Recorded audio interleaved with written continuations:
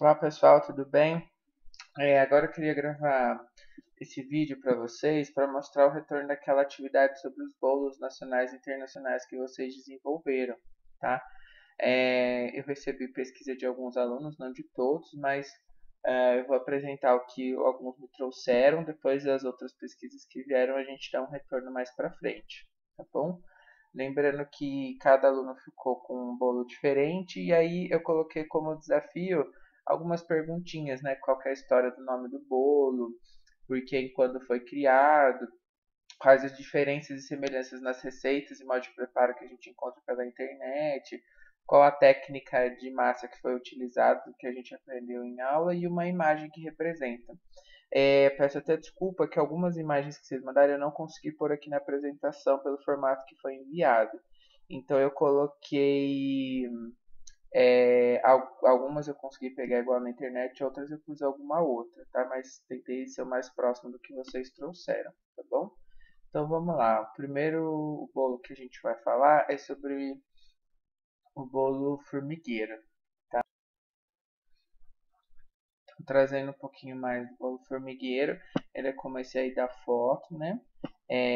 Na pesquisa que trouxe, até trazendo algumas informações complementares. É um bolo que ele tem a ideia dessa questão de parecer um formigueiro, né? Um bolo cheio de formiguinhas. Ahn, então foi trazido aqui que ele tem esse nome, né? Principalmente porque eles aproveitavam as aparas de chocolate que tinha às vezes em algumas receitas e adicionavam uma massa antes de assar, né? E tem algumas brincadeiras que dizem que eram postas, né, umas formiguinhas dentro do bolo, tá? Aqui a primeira, assim, questão de história que tem de registro é que foi criada no Egito, né, adoçada com xarope de frutas, tâmaras, aquelas frutas secas, e foi se mudando ao longo do tempo, tá? Aqui no Brasil tem mais um contexto de ter sido criado no interior de Minas Gerais, tá? Em alguns lugares vem que foi criado no Nordeste, então assim, existem essa questão histórica de virem de vários lugares, ok? As diferenças principais, na verdade, é nos ingredientes, mas a técnica é muito parecida, né? Às vezes muda-se o líquido, de vez por água, por leite, por algum suco de fruta, e a gordura óleo, margarina ou manteiga, mas lembrando que como a função do ingrediente é a mesma, você vai mudar muito mais a questão do sabor em si, né? E aí até a pesquisa trouxe aqui que alguns deles colocam cobertura de chocolate, ok? A técnica usada é cremagem, né, pessoal? Principalmente porque ele tem uma quantidade de gordura mais alta, ele não é aquele bolo tão fofo, né? Mas ele é aquele bolo mais úmido, vamos dizer assim, em alguns aspectos, tá? Úmido no sentido de não ser tão fofinho quanto um bolo espumoso de pão de ló, né? Então, é, só para saberem, né, o formigueiro vem aí desse conceito. Então, hoje em dia tem muita gente que faz ele, às vezes nem com um pedacinho de chocolate, tem muita gente que usa o granulado para ficar aparecendo nas formiguinhas, mas é uma massa básica com alguns grãozinhos de chocolate. Próximo bolo que eu vou trazer aqui para vocês é o bolo Floresta Negra. É um bolo bem conhecido. Tem bastante informação que trouxeram aqui deles também. É um bolo de origem alemã. Tanto que é o bolo que é até a capa do livro de vocês, tá? Ele é um bolo. O nome dele em alemão é bem difícil. A gente vai até. Depois, se vocês quiserem dar uma olhada no livro, a gente vai reproduzir ele, tá? Mas o conceito dele principal do nome vem da questão de um licor de cereja alemão, tá? Que leva esse nome e aí acabou ficando é, com esse conceito, tá? Aqui a gente traduziu ele para Floresta Negra para a ideia do própria imagem que a gente vê dele, né? Tem alguns até que fazem esse bolo e chamam de Floresta Branca, eles alteram o chocolate ao leite pelo chocolate branco e a massa também, tá? Mas mantém a cereja que é um dos ingredientes principais aí, tá? Quem pesquisou trouxe que a criação foi feita pelo confeiteiro, né, o Jacques Keller, responsável por um café, e a primeira versão foi criada em 1915, tá? Mas que os primeiros registros foi dado em 1934, tá? Aí tem até uma curiosidade aqui que eu vou trazer para vocês que dentre as várias versões, né, que são trazidas desse bolo, eles trazem que foram inspirados nos trajes das mulheres solteiras, que o chocolate utilizado seria como vestidos pretos e o creme são como as blusas brancas e as cerejas são como chapéus de bolas vermelhas que elas utilizavam, tá? As diferenças que a gente tem às vezes no bolo é muito mais a questão de quantidade desses ingredientes, tá?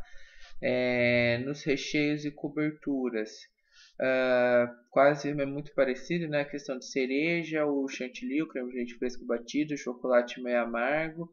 Alguns fazem com fouettê, lembra que a gente falou? Outros usam chantilly mesmo, tá? Ou alguns colocam essência, alguns outros aromáticos no meio, mas muda pouco. E tem a questão de umedecer o bolo, as caldas. Alguns umedecem com a própria calda da cereja, outros fazem uma calda de água e açúcar mesmo, tá? A massa, na verdade, a gente vai encontrar duas formas da massa. Tem gente que usa o método mais espumoso, tipo um pão de ló de chocolate. Tem gente que usa o método mais cremoso, dependendo do resultado que a gente espera, tá bom? O próximo bolo aí é o bolo chiffon, tá? É um bolo com uma característica resultante, ele é extremamente leve, é um bolo bem aerado, tá? Então já está falando é um bolo de massa espumosa, tá? Ele foi criado por Harry Becker nos Estados Unidos em 1984, tá? Mas uma questão que é muito interessante do bolo chiffon é a forma que ele é feito, tá? Ele usa essa assadeira que vocês estão vendo aí na foto de uma forma bem diferente, tá? Então a gente assa esse bolo, na verdade ele tem bastante ovo, bate bastante claro, a gente assa ele e aí na hora da gente resfriar esse bolo, né, ele perdeu o calor, a gente tem que pôr ele em cima desse suporte que vem, ele de ponta cabeça. Por que a gente faz isso? Pensando na gravidade mesmo, é um bolo que a gente não unta ele, porque se untar vai cair o bolo. Então a gente põe ele de ponta cabeça para quê? Para ele não perder aquele volume do ovo quando ele está terminando de coagular. Porque se a gente deixa ele na formato normal, esse ovo abaixa igual como pensando num soufflé, tá? Então é um bolo com bastante ovo e feito da técnica espumosa. O próximo bolo que foi feita a pesquisa é o bolo mané pelado. É um bolo feito de mandioca, geralmente de mandioca e coco. Um resultado bem úmido, tá? Vou ler algumas coisinhas aqui interessantes que trouxeram, né? Ele vem de fato da questão chamada de mané, de um homem, né? Que colhia mandioca sem roupa por causa do calor e para não sujar a roupa de terra. Outra história conta que o Mané andava de olho em uma vizinha e fazia muitas propostas indecorosas para a moça. E aí no dia do aniversário dele, para se vingar, ela convidou toda a família do rapaz, dizendo ser uma festa surpresa e escondeu os convidados no seu quarto. Quando ele chegou, a moça avisou que iria até o quarto se arrumar e assim que tivesse pronto a chamaria. Depois de um tempo foi lá e o Mané pelado no quarto em que sua família aguardava com um bolo de aipim para cantar parabéns. E aí surgiu o nome. Então são duas versões aí que tem do nome, né? Sempre tem isso. Originou-se em Rio Vermelho, tá? Numa região entre portugueses, mineiros, paulistas e índios, tá? Então ele tem uma técnica muito parecida com os bolos portugueses, tá? Só acrescentando mais a mandioca. Então assim, os ingredientes são bem próximos. É um bolo de técnica cremosa, tá? Que a gente vai ver que o resultado também é um bolo bem cremoso, um bolo mais pesadinho, tá? Que a gente faz. Alguns bolos colocam-se queijo coalho, queijo meia cura ou canastra, no bolo também para questão de sabor, tá? Então são variações que a gente pode ver dele. Próximo bolo é o bolo Souza Leão, tá? Ele leva esse nome devido ao nome de quem a criou, né? Uma pernambucana chamada Dona Rita de Cássia Souza Leão Bezerra Cavalcante, né? E vem dessa família, a família Souza Leão, sobrenome, tá? Lá da região de Pernambuco. O bolo, ele parece meio que um pudim, dá até para ver aqui pela imagem que ele é parecido com pudim, tá? Mas ele vai a mandioca, na verdade, num formato diferente, como se fosse uma cuba. Algumas receitas usam ovo, outras não, tá? E aí ele fica com essa consistência. Alguns também colocam coco ou não. Tá vendo que na imagem às vezes até parece que meio que um quindim, mas a cor se deve mais à questão da mandioca. Próximo bolo é o tocinho do céu. É parecido, né, com o último bolo, também pela textura dele. A origem dele foi em Portugal, tá, em um mosteiro. E quando foi criado, ao invés de usarem manteiga, eles usavam banha de porco, por isso esse nome, né, de tocinho do céu. Os ingredientes básicos deles são leite, açúcar, farinha e coco ralado, tá? E aí quando cozinha parece que fica meio que um pudim aqui, mas com uma massa bem pesada. A gente não tem nada que dá aeração nessa massa, tá? Algumas receitas hoje até colocam outros aromáticos e geralmente se joga açúcar, tipo açúcar gelado, açúcar de confeiteiro por cima dele para finalização, decoração desse bolo. O próximo bolo é o Red Velvet, né? Que traduzindo seria a ideia de um veludo vermelho. Ele ficou popularizado nos anos 40, né? Principalmente ali na, no período da Segunda Guerra Mundial. A história dele é bem interessante, que lá nos Estados Unidos os confeiteiros começaram a ter escassez de produto. E aí tiveram escassez de açúcar, por exemplo, açúcar da cana. E aí eles começaram a querer usar o açúcar da beterraba. E aí batiam a beterraba junto e aí o bolo ficou vermelho, né? E aí o bolo acabou caindo no gosto das pessoas. E aí tem gente que o original se usa beterraba, mas tem gente que usa às vezes outros corantes até artificiais, tá? Em 1989, o Red Velvet Cake surgiu num filme, tá? No filme O Bolo do Noivo era em formato tipo de um tatu, tá? Feita com massa Red Velvet. Aí após essa aparição ele tornou-se muito popular, utilizado, né? A questão das diferenças que se acha em receita, principalmente da questão do corante. Então tem gente que usa ainda a beterraba como corante, tem gente que utiliza corantes artificiais, não naturais, né? E geralmente ele é recheado com cremes, geralmente cremes à base de cream cheese, né, no original, tá?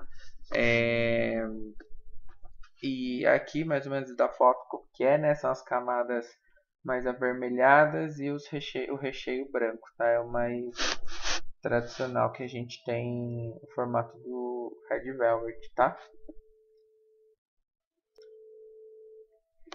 Próximo bolo é o bolo de rolo.